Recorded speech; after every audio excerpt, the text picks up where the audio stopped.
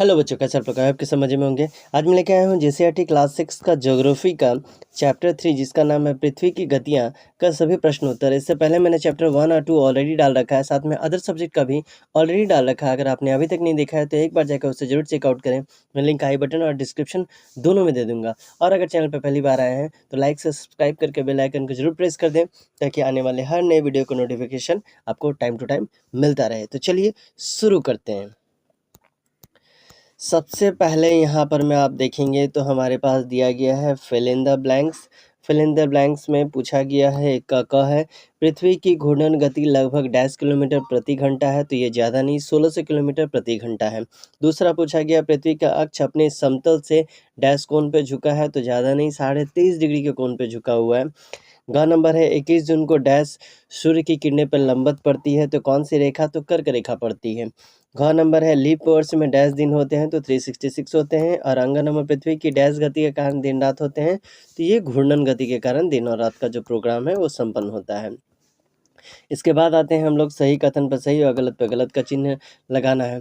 ठीक है, ये क्या है, पृथ्वी के वार्षिक गति के कारण दिन और रात होते हैं, तो नहीं, वार्षिक गति दिया है, वार्षिक गति के कारण नहीं होता है। ख नंबर पे है पृथ्वी की दैनिक गति के कारण को ही घूर्णन गति कहते हैं, तो एकदम सही है।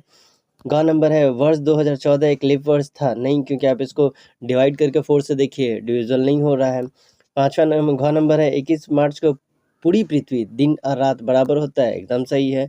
अंग नंबर है पृथ्वी का परिक्रमण कक्ष दीर्घवृत्ताकार होता है, ये भी सही है। चलिए आगे बढ़ते हैं। अंगों के बाद आते हैं, यहाँ से हमारा क्वेश्चन आंसर शुरू हो जाता है। एक शब्द या एक वाक्य में इसका उत्तर देना है। पहला नंबर है पृथ्वी की गति कितने प्रकार की होती है, तो उत्तर हो जाएगा पृथ्वी की गति 2 प्रकार की होती है, घूर्णन गति और परिक्रमण गति सॉरी। ख नंबर में पूछा गया घूर्णन गति में एक चक्कर पूरा करने में पृथ्वी को कितना समय लगता है, तो इसका उत्तर हो जाएगा घूर्णन गति में पृथ्वी का एक चक्कर पूरा करने में 24 घंटे का समय लगता है। इसके बाद है नेक्स्ट क्वेश्चन हमारे पास ग नंबर, जिसमें बोला गया है दिन और रात पृथ्वी के किस गति के कारण होता है, तो दिन और रात पृथ्वी के घूर्णन गति के कारण होता है, जिसको आपको रखना है ध्यान। ये ज्योग्राफी का है। अगर साइंस का, सोशल साइंस का, अदर सब्जेक्ट का भी चाहिए तो मैं आई बटन में भी दे दूंगा, नीचे भी लिंक आपको दे दूंगा। और इसके अलावा भी अगर कोई पर्टिकुलर चैप्टर्स चाहिए जो मैंने अभी तक नहीं दिया है तो आप उसमें कमेंट कर देना, मैं कोशिश करूंगा कि उसके ऊपर भी जल्द से जल्द वीडियो बना करके आपको दे दूँ। ठीक, चलिए आगे बढ़ते हैं। घ नंबर में पूछा गया है 4 ऋतुओं का नाम बताइए, तो 4 ऋतु हो जाएगा गर्मी, सर्दी, वर्षा और शरद ऋतु। ठीक, चलिए अंग नंबर में आते हैं। अंग नंबर में पूछा गया पृथ्वी को सूर्य की एक परिक्रमा पूरा करने में कितना समय लगता है, तो पृथ्वी को सूर्य का एक चक्कर पूरा करने में 365 1/4 डेज यानी 365 दिन 6 घंटा लगता है। ये 6 घंटा करके 4 साल में जब जुड़ जाता है तो 6 चौके 24 हो जाता है और एक दिन एक्स्ट्रा हो जाता है। इसके बाद आपसे 6 नंबर में पूछा गया है ऋतु परिवर्तन किस गति के कारण होता है, तो पृथ्वी के परिक्रमण गति के कारण ऋतु का जो परिवर्तन है वो संभव हो पाता है। इसके बाद हम लोग 4 नंबर में आते हैं। 4 नंबर में लघु उत्तर ये है 20 से 40 शब्द में देना है उत्तर। पहला क्वेश्चन है क्या होगा यदि पृथ्वी की घूर्णन गति रुक जाए, तो चलिए देखते हैं। यदि पृथ्वी की घूर्णन गति रुक जाए तो पृथ्वी के आधे भाग में हमेशा दिन और आधे भाग में हमेशा रात होगा।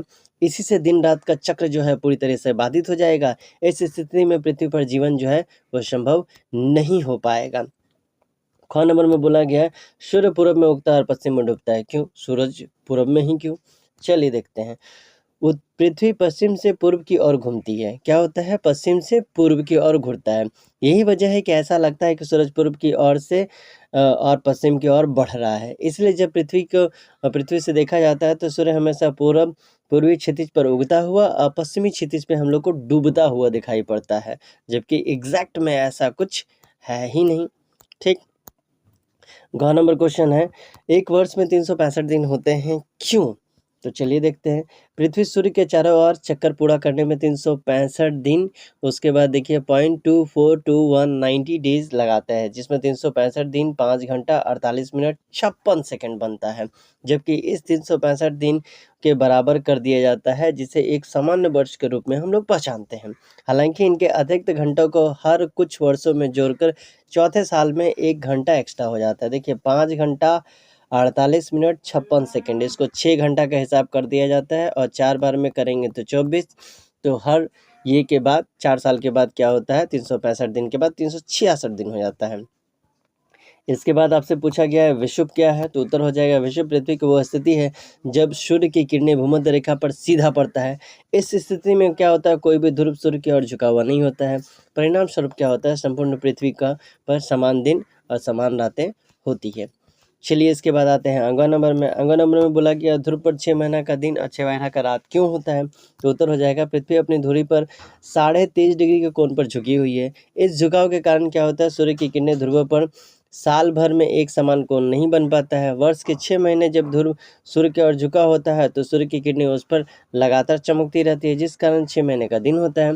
बाकी के 6 महीने जब ध्रुव सूर्य की ओर झुका होता है तो सूर्य की किरणें जो उस ध्रुव तक नहीं पहुंच पाती है, जिसके कारण वहां पर में क्या होता है, तो 6 महीना का रात हो जाता है। ठीक, तो ये था आपका क्लास 6 का ज्योग्राफी का चैप्टर 3 का पार्ट 1। ठीक है, पार्ट 2 जिसमें 5 से लेकर के एंड तक होगा, उसके लिए आपको पार्ट 2 का वेट करना पड़ेगा, जो आपको मिलेगा जल्द ही। मिलते हैं अगले वीडियो में, तब तक के लिए आपको क्या करना है, चैनल को लाइक शेयर सब्सक्राइब करके बेल आइकन को प्रेस कर देना है।